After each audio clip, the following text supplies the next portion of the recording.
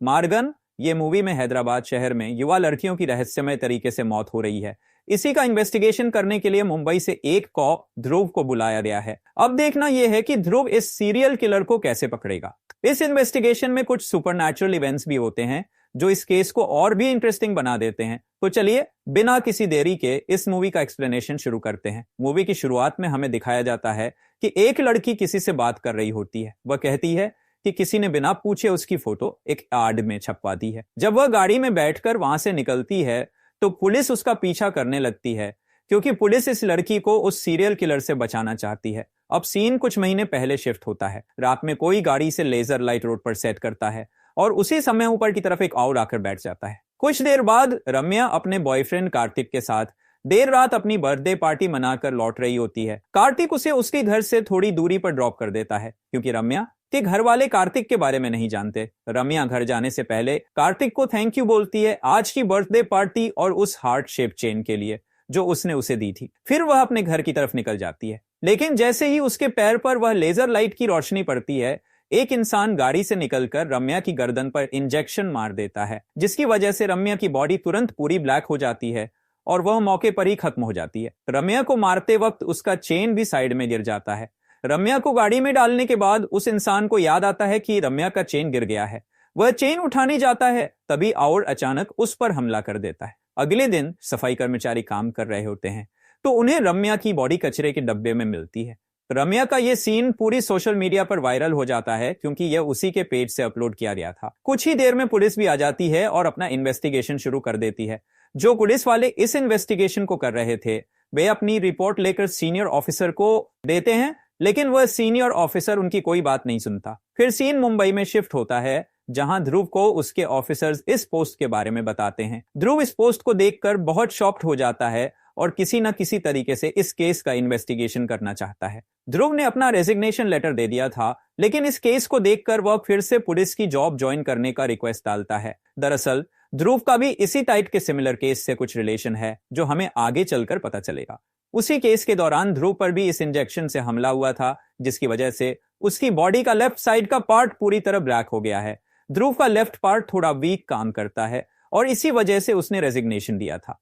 Officially तो ध्रुव को investigation करने का कोई मौका नहीं मिलता, इसलिए वह हैदराबाद निकल जाता है और अपना अनऑफिशियल इन्वेस्टिगेशन शुरू करता है। वहां उसके पुलिस फ्रेंड्स उसकी मदद करते हैं और सारा केस हैंडल करने के लिए जिस इन्वेस्टिगेशन में श्रुति नाम की एक पुलिस ऑफिसर को भी अपॉइंट किया जाता है। अब ध्रुव और श्रुति इस केस का इन्वेस्टिगेशन शुरू करते हैं। वे सारी सीसीटीवी फुटेज, रम्या का फेसबुक प्रोफाइल और बाकी छोटी छोटी डिटेल्स चेक करते हैं। ध्रुव कार्तिक से भी मिलने जाता है। कार्तिक एक सिनेमाटोग्राफर है जो मूवीज में काम करता है। कार्तिक ने जो फोटोज उस बर्थडे नाइट को रम्या की ली थी, ध्रुव उन्हें मांगता है। फोटोज देखने के बाद ध्रुव की नजर उस चेन पर जाती है। वह श्रुति से पूछता है कि क्या उस लोकेशन पर कोई चेन मिली थी, लेकिन उस लोकेशन पर ऐसी कोई चेन नहीं मिलती। फिर सीसीटीवी फुटेज में ध्रुव को उस लड़के का फुटेज मिलता है जिस पर आउल ने हमला किया था। सारी सीसीटीवी फुटेज आ चुकी थी, लेकिन जो मेन फुटेज थी जिसमें उस लड़के का मेन एंगल था वो नहीं आया था, क्योंकि वह सीसीटीवी एक शॉप में लगा था और उस शॉप के ओनर को कंप्यूटर चलाना नहीं आता था। इसलिए उसने कुछ समय बाद फुटेज देने को कहा। इस केस का इन्वेस्टिगेशन करते करते ध्रुव उस लोकेशन पर जाता है। तभी उसे एक गाड़ी पर हार्ट शेप चेन का ड्राइंग दिखता है। ध्रुव फोरेंसिक टीम को बुलाकर उस ड्राइंग से फिंगरप्रिंट निकलवाने को कहता है, क्योंकि यह ड्राइंग किसने बनाया था किसी को नहीं पता था। ध्रुव तुरंत कार्तिक को कॉल लगाता है और इस ड्राइंग के बारे में पूछता है। कार्तिक बहुत घबरा जाता है और कहता है कि उसने तो बस वह चेन अपनी यूएस फ्रेंड से मंगवाया था। फिर वह तुरंत कॉल काट देता है, यह कहकर कि वह बाहर जा रहा है। कुछ देर बाद फिंगरप्रिंट की रिपोर्ट आती है, जिसमें अरविंद नाम के एक लड़के का फिंगरप्रिंट मैच होता है। अरविंद ड्रग स्मगलिंग के केस में रजिस्टर्ड था और उसी लोकेशन पर रहता था जहां रम्या रहती थी। श्रुति तुरंत अरविंद को पकड़ने निकल जाती है। अरविंद अपनी स्विमिंग प्रैक्टिस करके जैसे ही वहां से निकलता है, श्रुति उसके पीछे पीछे जाती है। थोड़ी दूर पहुंचने के बाद ध्रुव और श्रुति उसे पकड़ लेते हैं। वे उसे जेल ले जाने के बजाय क्राइम ब्रांच ले आते हैं, क्योंकि अगर जेल ले जाते तो यह अनऑफिशियल इन्वेस्टिगेशन सबको पता चल जाता। इसके बाद ध्रुव अरविंद को एक कमरे में बंद कर देता है जहां कुछ भी नहीं होता। अरविंद की सारी चीजें छीन ली जाती हैं और बाहर बैठकर उसकी हरकतें रिकॉर्ड की जाने लगती हैं। ध्रुव का मानना है कि जिसके मन में डेविल चीजें चल रही होती हैं, उसे अगर साइलेंस में 6 घंटे रखा जाए तो वह अपनी डेविल हरकतें शुरू कर देता है। जैसे जैसे समय बीतता है अरविंद का स्ट्रेस बाहर आने लगता है। वह कंजमालाई सेज का सॉन्ग गाने लगता है। कुछ देर बाद अरविंद जोर जोर से चिल्लाकर अपनी मेडिसिन मांगने लगता है। जब ध्रुव अरविंद के बैग से उसकी मेडिसिन निकालता है तो पता चलता है कि यह मेडिसिन मेमोरी रिलेटेड प्रॉब्लम्स के लिए यूज होती है। ध्रुव उसे मेडिसिन देने में देरी करता है और अरविंद पर और भी गौर से नजर रखने लगता है। अरविंद को किसी लड़की ने लूजर कहा था और वह सीन बार बार फ्लैशबैक में आता रहता है। अरविंद एक लड़की का चेहरा भी बनाता है और तुरंत मिटा देता है। जैसे जैसे समय बढ़ता है अरविंद का स्ट्रेस और बढ़ता जाता है। वह पास रखा 20 लीटर का वाटर कैन पूरा खत्म कर देता है। जब अरविंद बहुत सेवियर हो जाता है तब ध्रुव उसे मेडिसिन देता है। इस बीच अरविंद बार बार चिल्लाता रहता है कि आपने गलत आदमी को पकड़ा है, मैं वह इंसान नहीं हूं जिसे आप पकड़ना चाहते हैं। बाद में ध्रुव सीसीटीवी फुटेज दिखाकर अरविंद से इन्वेस्टिगेशन शुरू करता है। अरविंद कॉन्फेस करता है कि उस रात फुटेज में दिखने वाला वही था और उसे आउल से बहुत डर लगता है, लेकिन वह कहता है कि उसने किसी को नहीं मारा। वह तो डेली उस लोकेशन पर जॉगिंग करने जाता है और कई महीनों से ऐसा कर रहा है। जब उससे रम्या के बारे में पूछा जाता है तो वह कुछ भी बताने से मना कर देता है और ऐसा बिहेव करता है जैसे उसे कुछ नहीं पता। अरविंद उस ड्राइंग को बनाने से भी इनकार करता है। यह सब सुनकर वह चिल्लाने लगता है कि उसे कुछ नहीं पता, उसे घर जाना है और उसकी बहन उसका घर पर वेट कर रही है। अरविंद ने वह मेडिसिन भी गूगल से सर्च करके खाना शुरू किया था। ध्रुव अरविंद से पूछता है कि क्या उसे कोई बैड मेमोरी की प्रॉब्लम है। अरविंद बताता है कि बचपन से उसकी मेमोरी बहुत स्ट्रांग रही है। फिर वह एक एक मिनट की डिटेल्स बताने लगता है, जैसे जब वह ध्रुव के साथ रास्ते में आ रहा था तब गाड़ी का नंबर, गाड़ी का किलोमीटर, गाड़ी का कलर, कौन से रूट से आए वगैरह। ये सब सुनकर सब शॉक हो जाते हैं। इसके बाद ध्रुव पूछता है कि 14 फरवरी को वह कहां था, लेकिन अरविंद नहीं बताता। ध्रुव टॉर्चर करके सच उगलवाने की बात करता है, लेकिन अरविंद खुद ही सब बताने को तैयार हो जाता है। अब हमें अरविंद की कहानी दिखाई जाती है। अरविंद जब कॉलेज में पढ़ता था तब रम्या नाम की एक लड़की ने उसे सामने से आकर प्रपोज किया था, लेकिन यह वह रम्या नहीं थी जो मरी है। पहले तो अरविंद सीधे सीधे ना बोल देता है, लेकिन रम्या उसे अपने प्यार में डाल लेती है और कॉन्विंस कर लेती है। अरविंद भी बहुत ज्यादा प्यार में पड़ जाता है। रम्या एक कंपनी में काम करती थी और उसका अमेरिका जाकर सेटल होने का प्लान था। वह अरविंद को भी अपने साथ ले जाना चाहती थी और उसके सारे खर्च उठाने के लिए भी तैयार थी। रम्या अरविंद से बहुत ज्यादा प्यार करती थी। एक दिन रम्या के हिया उसे यूएस जाने का चांस देते हैं, लेकिन कंडीशन रखते हैं कि उसे उनसे शादी करनी पड़ेगी। रम्या इस ऑफर को तुरंत ठुकरा देती है, यानी उसने अपने ड्रीम को ही तोड़ दिया। रम्या ये सारी बात अरविंद को बताती है। अरविंद तुरंत उसे वह कंपनी छोड़ने और दूसरी कंपनी में जॉब ज्वाइन करने के लिए कहता है, लेकिन रम्या अरविंद को समझाने लगती है कि वह हार से बात करेगी और सारी बात क्लियर करके फिर यूएस जाएंगे। अरविंद को यह बात बिल्कुल अच्छी नहीं लगती कि जिस आदमी की गंदी नजर उस पर है वह उसी के पास वापस जाना चाहती है। रम्या अरविंद को समझाती है कि यह उसका ड्रीम है। अरविंद भी कहता है कि उसका भी ड्रीम है, वह स्विमिंग चैंपियन बनना चाहता है और अपने मम्मी पापा का सपना पूरा करने के लिए गवर्नमेंट जॉब पाना चाहता है। लेकिन रम्या को अरविंद का ड्रीम नहीं लगता। अरविंद गुस्सा हो जाता है और कहता है, मुझे समझ आ गया, मैंने तुम पर अपना सारा टाइम वेस्ट कर दिया। रम्या कहती है, मुझसे शादी करो और मेरे डिपेंडेंट बनकर चलो। अरविंद अपनी बहन के बारे में पूछता है तो रम्या कहती है वह हॉस्टल में रह लेगी। अरविंद कहता है, मैं अपनी लाइफ बिना अपनी बहन अखिला के इमेजिन भी नहीं कर सकता। इसके बाद रम्या कहती है, क्यों, तुम्हें डर है कि तुम्हारी बहन किसी के साथ लाइव इन में आ जाएगी? यह सुनते ही अरविंद रम्या को खींचकर तमाचा मार देता है और तुरंत ब्रेकअप कर लेता है। लेकिन ब्रेकअप के 3 दिन बाद अरविंद रम्या से बात करने की बहुत कोशिश करता है। रम्या ने उसे हर जगह से ब्लॉक कर दिया था। तभी उसे एक नोटिफिकेशन आता है कि रम्या एक पब में जा रही है। इसलिए अरविंद भी 14 तारीख को रात में उस पब पहुंच जाता है और हर जगह रम्या को ढूंढने लगता है। उसे रम्या अपने बॉस के साथ मिलती है जो उसे प्रपोज कर रहा होता है। अरविंद उसे अपने साथ चलने के लिए कहता है, लेकिन रम्या उसे पहचानने से मना कर देती है और लूजर कह देती है।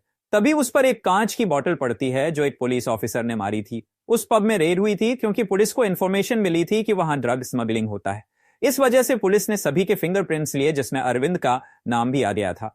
इतना सब बताने के बाद अरविंद की हेल्थ कंडीशन बहुत खराब हो जाती है और उसे तुरंत हॉस्पिटल ले जाया जाता है। ध्रुव डॉक्टर से अरविंद की मेमोरी पावर के बारे में पूछता है। डॉक्टर बताते हैं कि यह आइडेटिक मेमोरी है और उसकी जांच करते हैं। पहला सवाल पूछते हैं, तुमने पहली बार चलना कब स्टार्ट किया था? अरविंद बताता है, जब मैं 1 साल का था, मेरे मम्मी पापा मेरे बर्थडे पर मुझे मंदिर लेकर गए थे, जहां लोगों का मानना था कि वहां जानवरों में ऋषि रहते हैं। वहां का पानी भी बहुत पवित्र माना जाता था। वहां बहुत सारे बच्चे नहा रहे थे, इसलिए मेरा भी मन किया कि मैं वहां जाकर नहाऊं। मैं उठकर चलने लगा और उस सरोवर के पास गया, लेकिन मैं डूब गया। इसके बाद मैं बेहोश हो गया और मुझे कुछ याद नहीं। फिर हमें दिखाया जाता है कि पानी के अंदर टर्टल्स अरविंद को बाहर पुश करने की कोशिश कर रहे थे। इस बीच उन्होंने कुछ स्पेशल पावर्स अरविंद को ट्रांसफर कर दी थी। इसके बाद अरविंद बाहर आ गया। उसके पापा ने उसे बताया था, शीशे के आविष्कार से पहले इंसान अपने आप को पानी में देखा करते थे। ये कोई मामूली पानी नहीं है, इस पानी में बहुत सारे सीक्रेट्स हैं। डॉक्टर फिर रिपोर्ट बनाकर देता है कि यह एक अबनॉर्मल ब्रेन कंडीशन है जो बहुत रेयर है और इस पर अभी रिसर्च चल रहा है। लेकिन एक बात कंफर्म हो जाती है कि अरविंद ड्रग एडिक्ट नहीं है। बाद में जब ध्रुव अरविंद से मिलने जाता है तो वह फिर से हार्ट शेप का ड्राइंग बनाता है।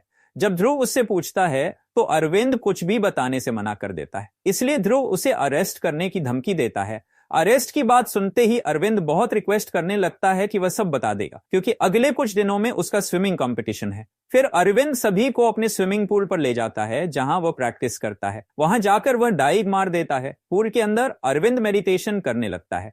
अरविंद 6 से 7 मिनट तक अपनी ब्रीदिंग को होल्ड करके रख सकता है, जो बहुत अननेचुरल चीज है। ध्रुव सीसीटीवी की मदद से अरविंद को देखने लगता है कि वह क्या कर रहा है। तभी वह फुटेज भी आ जाती है जिसमें अरविंद का मेन एंगल मिसिंग था। वहीं दूसरी तरफ अरविंद मेडिटेशन करके बाहर आता है और बोलता है कि उसने कुछ देखा है। अरविंद मेडिटेशन करके उस जगह तक पहुंच सकता है जो उसने पास में देखी थी और वहां जाकर सारी चीजें नोटिस कर सकता है, वाटर रिफ्लेक्शन की पावर की वजह से। अरविंद बताता है, मैंने साइड के कॉर्नर में उस चेन को देखा था। सीसीटीवी फुटेज में भी दिखता है कि अरविंद तो उस समय वहां से चला गया था, लेकिन उसके जाने के कुछ सेकंड्स बाद स्क्रीन के एकदम साइड कॉर्नर में कोई उस चेन को ले जाता है। इसके बाद ध्रुव अरविंद को छोड़ देता है। ध्रुव उस लोकेशन पर जाकर इंस्पेक्ट करता है और उसे समझ नहीं आता कि अरविंद कैसे इतनी एक्यूरेटली वह चीज बता सकता है जो सीसीटीवी फुटेज में दिखी थी। वैसे तो ध्रुव का शक अरविंद पर जा रहा था, लेकिन कोई भी सबूत नहीं था, इसलिए ध्रुव को यह सब इमेजिनेशन लगता है। कुछ दिन और इन्वेस्टिगेशन करने के बाद ध्रुव वापस अरविंद के घर पहुंचता है। वहां अरविंद की बहन अखिला ध्रुव को बरसों पुरानी मैन्यूस्क्रिप्ट्स दिखाती है जो अरविंद पढ़ता है। जब ध्रुव अरविंद से और इंफॉर्मेशन पूछने की कोशिश करता है तो अरविंद उसे बहुत बुरा भला कहने लगता है। इसकी वजह से ध्रुव भी बहुत गुस्सा हो जाते हैं और अपनी स्टोरी बताते हैं। अब हमें पता चलता है कि ध्रुव इस केस के पीछे क्यों पड़ा है। ध्रुव अरविंद को एक वीडियो दिखाता है जिसमें वह आखिरी बार अपनी बेटी प्रिया से बात कर रहा था। उस वीडियो में एक लड़का प्रिया को प्रपोज कर रहा था, उसके पास एक आउल भी था। ये सब लाइव वीडियो कॉल पर ध्रुव सुन रहा था। प्रिया कहती है, अगर मैं एक्सेप्ट कर लूंगी तो तुम्हारी गर्लफ्रेंड को अच्छा लगेगा क्या? वह लड़का बोलता है, ये तुम्हें लड़की जैसी भी लगती है। उसी समय ध्रुव को पता चलता है कि यह लड़का कोई नॉर्मल लड़का नहीं है, बल्कि ड्रग डीलिंग करता है। फिर प्रिया उस लड़के की बात ध्रुव से करवाती है। वह लड़का पुलिस को देखते ही अपने साथियों के साथ वहां से भाग जाता है। लेकिन अगली सुबह प्रिया ध्रुव को कचरे के डब्बे में मिलती है, उसी हालत में जिसमें रम्या मिली थी। प्रिया को इस हालत में देखकर ध्रुव टूट जाता है और इन्वेस्टिगेशन बहुत जोर शोर से शुरू कर देता है।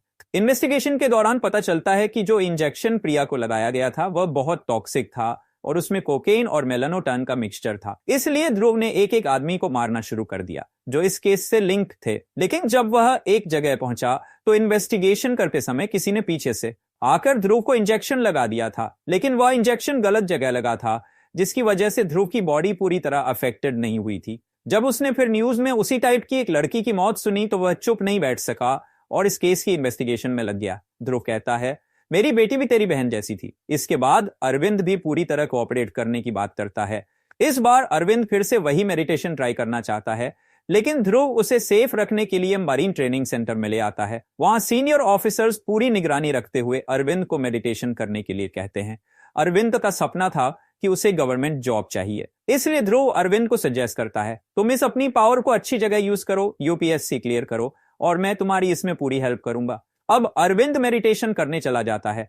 मेडिटेशन की वजह से उसकी वाटर रिफ्लेक्शन पावर चालू हो जाती है। इस बार अरविंद फुल कंसंट्रेशन से उस जगह पहुंचकर हर एक छोटी छोटी चीज का इन्वेस्टिगेशन करता है। अरविंद ये भी देख लेता है कि उस इंसान ने हार्ट शेप का चेन वहां से उठाकर गाड़ी में बैठकर चला गया था। अरविंद भी गाड़ी में बैठकर उसके साथ साथ चलता है और उस लोकेशन तक पहुंच जाता है जहां वह इंसान रहता है। अरविंद उस इंसान के रूम तक जाने की कोशिश करता है, लेकिन मेडिटेशन करते करते उसे बहुत देर हो जाती है और ऊपर से वहां की रखवाली आउट कर रहा था। इसकी वजह से अरविंद डर जाता है और उसका मेडिटेशन टूट जाता है। ध्रुव को अभी भी लगता है कि यह सब हेलुसिनेशन है, लेकिन जब अरविंद बाहर निकलने के बाद जो जो इन्फॉर्मेशन देता है वो सारी इन्फॉर्मेशन मैच करती है। जब ध्रुव और उसके साथियों ने सीसीटीवी फुटेज चेक की तो एग्जैक्ट वही टाइमिंग और लोकेशन थी जो अरविंद बता रहा था जहां से गाड़ी गुजर रही थी। ध्रुव को अभी भी कुछ समझ नहीं आता, इसलिए वह वापस डॉक्टर के पास जाता है। डॉक्टर ध्रुव को बताते हैं कि यह एक अनबिलीवेबल पैरासाइकोलॉजिकल फिनोमिनन है। अमेरिका में भी एक डिटेक्टिव ने ऐसे ही इंसान का यूज करके एक मिस्टीरियस केस सॉल्व किया था। उसने भी साइट पर विजुअलाइजेशन करके सारे सीन्स अपनी इमेजिनेशन की पावर से देखे थे और उस केस की सारी डिटेल्स दी थी। वहीं दूसरी तरफ अरविंद को भी याद आता है कि उसके पापा ने बचपन में बताया था कि बहुत पहले ऋषि मुनि अपनी इनर पावर का यूज करके एक ही जगह बैठे बैठे कई कंट्रीज घूम लेते थे। अरविंद को भी यह पावर चाहिए थी, इसलिए उसके पापा ने कहा था यह पावर हम अपने आप चूज नहीं कर सकते, इसीलिए ऋषि मुनियों ने वह सरोवर बनाया था, लेकिन इस सरोवर से पावर उसी को मिलती है जिसे वे सिलेक्ट करते हैं। पानी में वे सारे सीक्रेट्स हैं जो पूरे यूनिवर्स में हैं। दूसरी तरफ ध्रुव उस लोकेशन पर पहुंच जाता है जो अरविंद ने अपनी इनर पावर का यूज करके बताई थी। वह लोकेशन बिल्कुल वैसी ही होती है जैसा अरविंद ने बताया था। ध्रुव अब उस रूम का इन्वेस्टिगेशन शुरू करता है। वह इंसान कुछ दिन पहले ही वह रूम छोड़कर चला गया था और उसने रेंट पर घर लेते समय कोई डॉक्यूमेंट सबमिट नहीं किए थे, इसलिए उस तक पहुंचना और भी डिफिकल्ट हो जाता है। रूम में हर जगह ब्लैक पेंट था। ध्रुव को उस रूम में एक पेज मिलता है जिसमें लिखा होता है डार्क ट्रूथ, और एक इंजेक्शन की बोतल भी मिलती है। ये सब देखने के बाद और जिस तरह उस इंसान ने रूम बिना डॉक्यूमेंट्स के रेंट पर लिया था, ध्रुव को यह एक ट्रैप लगता है, इसलिए वह उस रूम का इन्वेस्टिगेशन करने के लिए फोरेंसिक टीम भेज देता है। वहीं अरविंद जब अपनी स्विमिंग प्रैक्टिस कर रहा था तब उसके कोच उसका फोन और बाकी सामान निकाल लेते हैं। जब अरविंद वापस आता है तो उसे ना तो उसका फोन मिलता है और ना ही उसका सामान। अरविंद बहुत घबरा जाता है और हर जगह अपने फोन को ढूंढने लगता है क्योंकि उसे अपनी बहन अखिला की चिंता सताने लगती है। अरविंद ट्रेनिंग एरिया के फोन से अपनी बहन को कॉल करता है, लेकिन उसकी बहन कॉल नहीं उठाती और ना ही उसका अपना फोन लग रहा होता है। अब अरविंद और भी परेशान हो जाता है और हर जगह अपनी बहन को ढूंढने लगता है। सबसे पहले वो अपने घर जाता है, लेकिन वहां भी उसे अखिला नहीं मिलती। बहुत ज्यादा परेशान होने के बाद अरविंद श्रुति को अपनी बहन के बारे में बताता है कि ना तो उसका फोन लग रहा है और ना ही वह कहीं मिल रही है। श्रुति उसे शांत होने को कहती है और खुद भी ढूंढने लगती है। वहीं दूसरी तरफ अखिला अपने कॉलेज वर्क के कारण लेट हो गई थी, इसलिए वो अपने फ्रेंड्स के साथ हॉस्टल में रुक गई थी। अखिला को भी अपने भाई की बहुत टेंशन हो रही थी। वह कॉल करना चाहती थी, लेकिन अरविंद का फोन नहीं लग रहा था, इसलिए अखिला देर रात छाता लेकर अपने घर जाने के लिए निकल जाती है। अखिला ने व्हाइट ड्रेस पहना हुआ था। हमें दिखाया जाता है कि किसी ने फिर से रोड पर रेड लेजर लाइट सेट की हुई है। जैसे ही अखिला का पैर लेजर लाइट पर पड़ता है और उस इंसान को इशारा करता है, वह इंसान तुरंत गाड़ी से निकलकर अखिला की गर्दन पर इंजेक्शन मार देता है, जिससे उसकी बॉडी तुरंत ब्लैक होकर खत्म हो जाती है। अगली सुबह पुलिस को नदी के किनारे एक लड़की की बॉडी मिलती है जो उसी तरह मारी गई थी जैसे अब तक सारी लड़कियां मारी गई थी। जब ध्रुव उस लोकेशन पर पहुंचता है तो वह बहुत भावुक हो जाता है क्योंकि उसे लगता है कि यह बॉडी अखिला की है। तुरंत अरविंद को भी बुलाया जाता है। अरविंद बॉडी को देखकर बहुत रोने लगता है, लेकिन बाद में वह नोटिस करता है कि यह उसकी बहन नहीं है। थोड़ा रिसर्च करने के बाद पता चलता है कि यह एक कॉस्मेटोलॉजिस्ट थी और उसकी मौत की इंफॉर्मेशन भी उसी के फेसबुक प्रोफाइल से दी गई थी। तब जाकर ध्रुव और अरविंद थोड़ा शांत होते हैं। वहीं अखिला भी घर पहुंच जाती है और अरविंद से सॉरी बोलती है बिना बताए जाने के लिए। अरविंद अपनी बहन को जिंदा देखकर बहुत खुश होता है। फोरेंसिक टीम ध्रुव को इंफॉर्मेशन देती है कि जो इंजेक्शन यूज कर रहा है वह बहुत प्रोफेशनल है और उसका मेडिकल फील्ड से रिलेशन है। अरविंद एक बार फिर मेडिटेशन करके कातिल को पाना चाहता था क्योंकि वह नहीं चाहता था कि और किसी लड़की की मौत हो, लेकिन पुलिस उसे मेडिटेशन करने से मना करती है क्योंकि यह उसकी हेल्थ के लिए हार्मफुल हो सकता है। लेकिन अरविंद पुलिस की बात नहीं मानता और अपने स्विमिंग ट्रेनिंग सेंटर में जाकर मेडिटेशन शुरू कर देता है। वहां के वर्कर्स उसे डीप डाइव करने से मना करते हैं क्योंकि पानी में केमिकल्स मिले हुए थे, लेकिन अरविंद नहीं मानता और मेडिटेशन शुरू कर देता है। मेडिटेशन की वजह से अरविंद उस लोकेशन पर पहुंच जाता है और हर चीज नोटिस करने लगता है। उसे एक मैगजीन दिखती है जिसमें लिखा होता है a dark truth, save her, जिसमें वह इंसान पेंसिल से खींच रहा।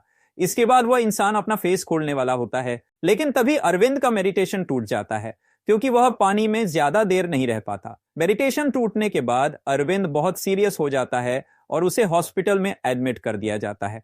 तभी अरविंद के कोच जो उसका बैग और फोन लेकर गए थे वे वापस लाकर पुलिस को दे देते हैं, ये कहकर कि अरविंद ये सामान लेना भूल गया था।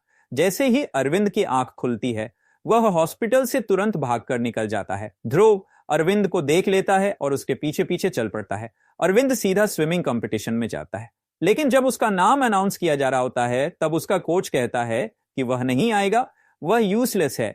अरविंद का कोच उसे स्विमिंग कंपटीशन में पार्टिसिपेट नहीं करने देना चाहता था क्योंकि उसे अरविंद बिल्कुल पसंद नहीं था। अरविंद की वजह से उसके ट्रेनिंग सेंटर में पुलिस आने लग गई थी। तभी अरविंद वहां पहुंच जाता है और स्विमिंग कंपटीशन में पार्टिसिपेट कर लेता है। दूर खड़े होकर ध्रुव अरविंद को चीयर करता है। अरविंद इतना फास्ट स्विमिंग करता है कि वह फर्स्ट आ जाता है। स्विमिंग कंपटीशन से निकलते ही अरविंद ध्रुव को उस मैगजीन का ड्राइंग बनाकर देता है और रूम की दीवार पर लिखी सारी चीजें बता देता है। ध्रुव को याद आता है कि उसने यह मैगजीन कार्तिक के ऑफिस में देखी थी, इसलिए ध्रुव तुरंत कार्तिक को कॉल लगाता है, जहां से उसे इंफॉर्मेशन मिलती है कि उस लड़की का नाम वनीला है। इसके बाद हमें वही सीन दिखाया जाता है जो मूवी की शुरुआत में दिखाया गया था। श्रुति वनीला का पीछा करने लगती है और श्रुति अपना कैमरा निकालकर वनीला पर लगा देती है। वनीला एक ऑफिस जाती है जहां वह मूवीज में काम करने के लिए ऑडिशन देती थी। वहां पता चलता है कि मूवी के डायरेक्टर वनीला के इस एज से खुश नहीं हैं। वे कहते हैं कि अब वे उसे फिल्म में सिलेक्ट कैसे कर सकते हैं। उन्होंने प्रोड्यूसर की बेटी को फिल्म के लिए साइन कर लिया है। वनीला इस बात से बिल्कुल खुश नहीं होती क्योंकि उसने डायरेक्टर के कहने पर अपने स्किन टोन को डार्कर में चेंज कर लिया था। अब डायरेक्टर प्रोड्यूसर की बेटी जो फेयर है को फिल्म का रोल दे रहे हैं और उसे डार्कर टोन देने के लिए हॉलीवुड से मेकअप आर्टिस्ट बुलाया गया है। इस ट्रीटमेंट की वजह से वनीला को स्किन एलर्जी भी हो गई थी। वनीला इस बारे में डायरेक्टर से बात करने की कोशिश करती है, लेकिन डायरेक्टर बताता है कि तुम्हारी जो फिल्म थी उसमें प्रोड्यूसर को तुम्हारा रोल बहुत पसंद आया था, इसलिए उन्होंने अपनी बेटी को इस रोल के लिए सिलेक्ट कर लिया है। वह कहता है, मैं इतनी बड़ी फिल्म के लिए कॉम्प्रोमाइज तो कर ही सकता हूं। यह सब सुनने के बाद जब वनीला घर जा रही होती है तभी सना उसे बुला लेती है और उसकी एक्टिंग की तारीफ करती है। साथ ही वह वनीला को अपनी लॉन्च पार्टी के लिए इनवाइट करती है। वनीला आने के लिए तैयार हो जाती है। इसके बाद श्रुति फिर से वनीला का पीछा करने लगती है, लेकिन एक सिग्नल पर वनीला मिस हो जाती है। इसलिए ध्रुव अरविंद को कॉल करके वनीला के एड्रेस पर भेज देता है ताकि वह उस पर नजर रखे। अरविंद वहां पहुंचकर नजर रखने लगता है। वहीं दूसरी तरफ रात होते ही ध्रुव और श्रुति भी पार्टी में पहुंच जाते हैं। उन्हें वनीला पार्टी में दिख जाती है, जबकि अरविंद उसके घर के बाहर वेट कर रहा था। ध्रुव को पार्टी में कार्तिक मिल जाता है। ध्रुव कार्तिक से उस मैगजीन की फोटो के बारे में बात करने लगता है। यहाँ कार्तिक ध्रुव को बहुत सारी चीजें रिवील करता है। कार्तिक बताता है कि उसने वनीला को पहली बार मेडिकल शॉप में देखा था और वहां उसकी फोटो ले रहा था क्योंकि उसे वनीला की आंखें बहुत पसंद आई थी, इसलिए उसने वनीला को फोटोशूट के लिए पूछा था।